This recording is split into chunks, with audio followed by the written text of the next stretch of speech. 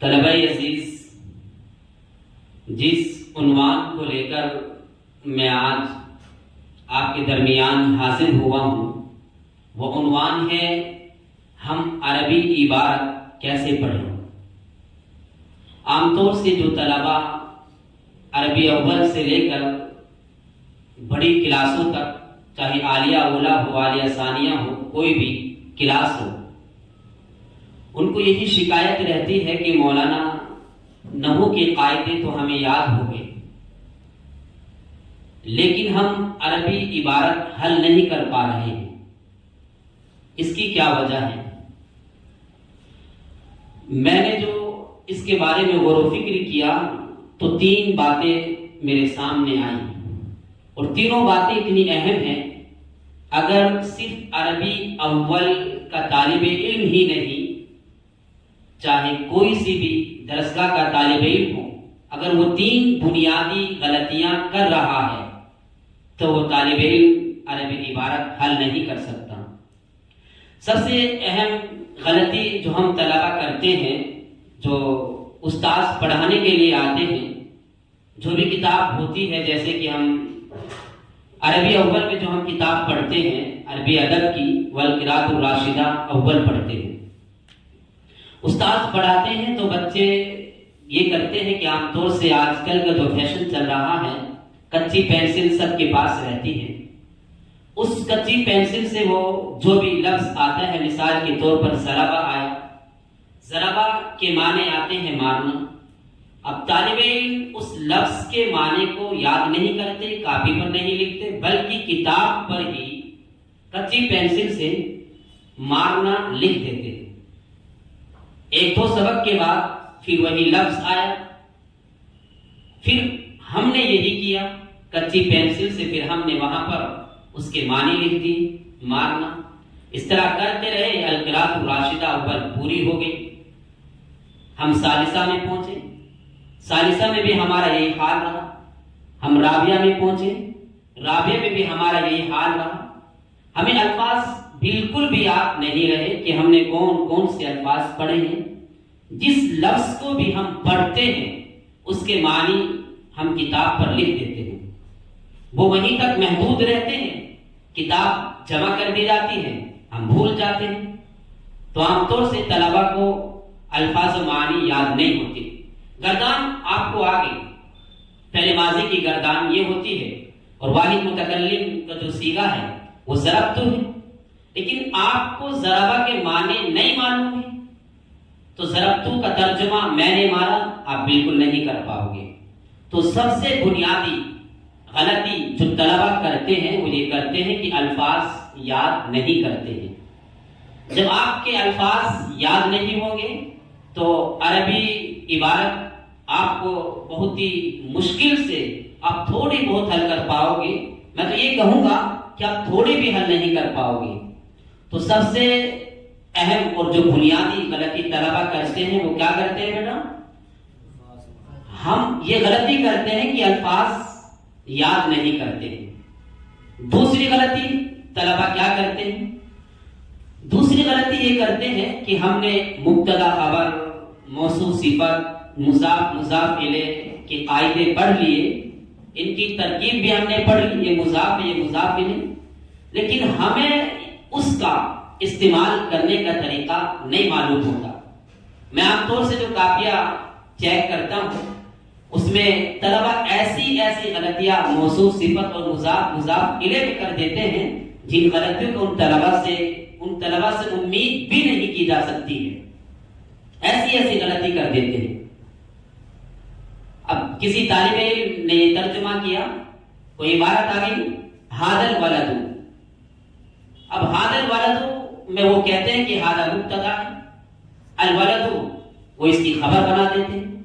تو یہاں جو آپ ترجمہ کر رہے ہو اس کے مطابق یہ جملہ بالکل بھی صحیح نہیں ہوتا ہے، یہ مرکب ناقص جملہ ہے، یہ مرکب تام نہیں ہے۔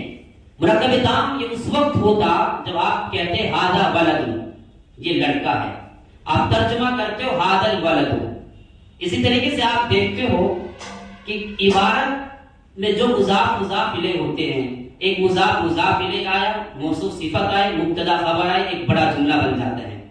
میں ایک جملہ آپ کے سامنے بولتا ہوں، میں یہ کہوں کہ جامعہ صوت القرآن کے طلبہ عصر کی نماز کے بعد کرکٹ کھیلتے ہیں۔ اب اس میں دیکھو، جامعہ صوت القرآن کے طلبہ عصر کی نماز کے بعد کرکٹ کھیلتے ہیں۔ آپ کو معلوم ہے یہ مضارع ہے، تو آپ نے بنا دیا یلعب۔ کون کھیلتے ہیں؟ جامعہ صوت القرآن کے طلبہ۔ اب یہاں جو سوچنے کی بات ہے، یہ مضاف مضاف الیہ کا جملہ ہے۔ اگر آپ کو مضاف اور مضاف الیہ کی ترکیب صحیح طریقے سے استعمال کرنی نہیں آتی ہے تو آپ یہ جملہ نہیں بنا پاؤ گے۔ اب تمہیں بنانا طلاب جامعہ صوت القرآن الکرکٹ بعد صلاۃ العصر، یہ جملہ آپ کا بن جائے گا۔ تو دوسری اہم غلطی جو طلبہ کرتے ہیں، وہ ترکیب کا استعمال کرنا نہیں آتا ہے۔ جملوں میں ترکیب کو کیسے استعمال کرنا ہے، مشہور سی تراکیب یہ ہے، جیسے کہ آپ عبارت پڑھتے ہو اور عبارت میں آتا ہے یہ فعل ہے، یہ فاعل ہے، یہ مفعول ہے۔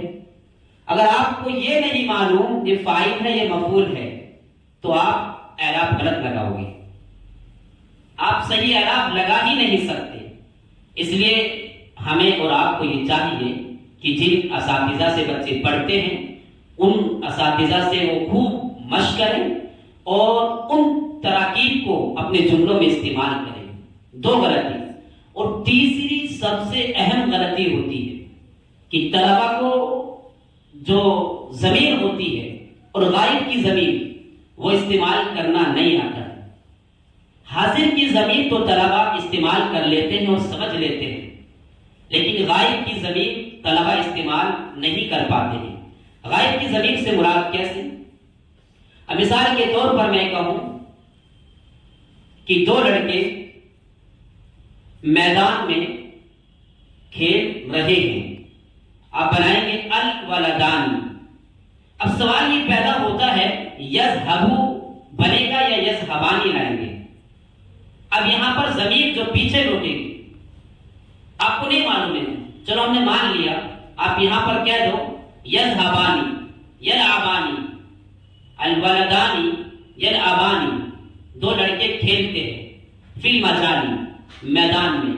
یہاں تک سمجھ میں آ گیا، لیکن آگے جیسے ہی ہم چلیں گے، اگلی عبارت کو جیسے ہی ہم پڑھیں گے کہ پھر ہم یہ کہتے ہیں کہ وہ پھر بازار جاتے ہیں۔ اب وہ پھر بازار جاتے ہیں، یہ جملہ تھوڑا سا مشکل ہو گیا۔ مشکل اس لیے ہو گیا، اب آپ کو یہ سمجھنا پڑے گا کہ ضمیر کہاں لوٹ رہی ہے۔ ضمیر لوٹ رہی ہے پیچھے، تو ظاہر سی بات ہے وَيَذْهَبَانِ، اب یہاں پر یذہبانی لائیں گے، وَيَذْهَبَانِ إِلَى السُّوقِ۔ تو پیارے بچوں، ضمیر جو غائب کی ضمیر ہوتی ہے ہمیں وہ سمجھنا ہے۔ عبارت میں عام طور سے بچے کہتے ہیں کہ مولانا کہ فائل تو بالکل شروع کی لائن میں ہے، ہم آخر صفحے میں بالکل پہنچ گئے اور یہاں تک ضمیر پیچھے تک لوٹ رہی ہے۔ یہ سب سوال اس لیے ہوتے ہیں کہ انہیں غائب کی ضمیر کے بارے میں معلوم نہیں ہوتا ہے۔ بھئی حاضر کی ضمیر تو سب کو معلوم ہے، میں یہ کہوں تو جا، سیدھی سی بات اذهب۔ میں یہ کہوں تم کھیلتے ہو، تلعب، بالکل ظاہر سی بات ہے آپ حاضر ہو۔ لیکن جو غائب کی ضمیر ہے، مذکر ہے، مؤنث ہے، واحد ہے، تثنیہ ہے، جمع ہے، یہاں پر پریشانی آتی ہے۔ تو طلبہ کو چاہیے کہ غائب کی ضمیر کو بھی سمجھیں۔ ضمیر آپ تمرین نحو ثانی میں پڑھیں گے، ضمیر متصل بھی ہوتی ہے، ضمیر مرفوع منفصل بھی ہوتی ہے، اور ضمیر مجرور متصل بھی ہوتی ہے، ضمیر منصوب متصل بھی ہوتی ہے، ضمیر منصوب منفصل بھی ہوتی ہے۔ یہ تمام ضمائر ہیں، آپ ان کو پڑھیے۔ اگر یہ تین بنیادی جو غلطیاں آپ کر رہے ہو، میں بہت ہی دعوے کے ساتھ اس بات کو کہہ سکتا ہوں کہ صرف عربی اول ہی کا طالب علم نہیں، کسی بھی بڑی کلاس کا دورے کا طالب علم بھی اگر وہ الفاظ و معنی یاد نہیں کرتا، ترکیب اس کو سمجھ میں نہیں آتی، یا ترکیب کا استعمال کرنا اس کو نہیں آتا، یا اس کو غائب کی ضمیر سمجھ میں نہیں آتی، تو بیٹا وہ عربی عبارت بالکل بھی حل نہیں کر سکتا۔ وہ عربی عبارت بالکل بھی نہیں حل کر سکتا ہے. تو اس لیے پیارے بچوں ہمیں چاہیے کہ ہم عربی عبارت کو حل کریں اور عربی عبارت کو محنت سے پڑھیں. حل کرنے کا طریقہ یہی ہے، آپ ایک مرتبہ ان تینوں چیزوں کو اپنی زندگی میں لاؤ، اپنے دروس میں لاؤ، اپنی کتابوں میں لا کر سمجھنے کی کوشش کرو.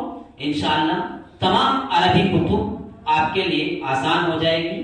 اللہ تبارک و تعالی ہمیں اور آپ کو مزید عربی عبارت حل کرنے کی توفیق عطا فرمائے اور ہماری مدد فرمائے. ہر کتاب میں کوئی بھی کتاب ہو، اللہ تعالیٰ تمام طلبہ کو کامیاب فرمائے. وآخر دعوانا الحمدللہ رب العالمین.